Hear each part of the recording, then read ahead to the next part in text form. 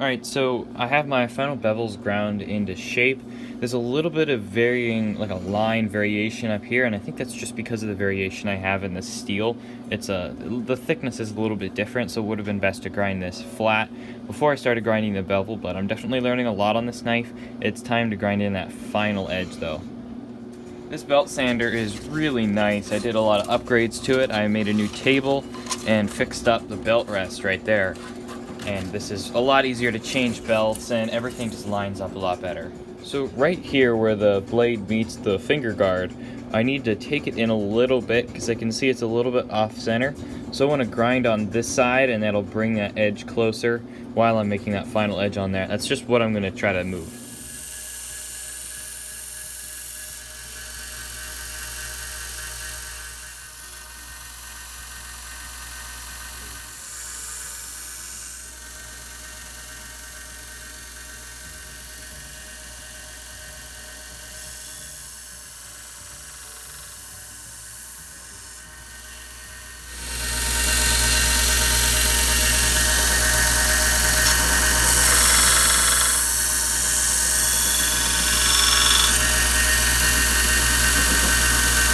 Alright, now I got that edge on there. It's very straight and even. That worked out really good. And of course, this isn't going to be the exact final edge. I'm not going to sharpen this because I still need to harden the knife, but I wanted to get that roughed in. You don't want to get this too super thin near the edge also.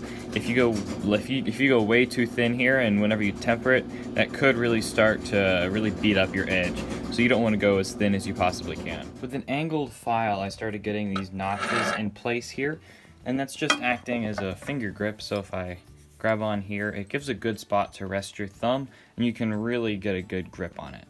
And like having those harder edges, you could do circles or little notches like that.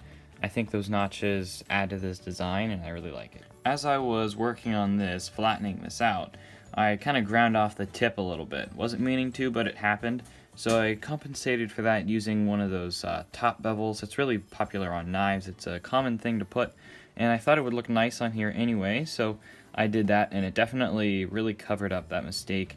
It's still a little bit rounded at the tip. It's not really pointy, but I think it looks better than what it did whenever it was really ground flat, and I'm liking how this is shaping up.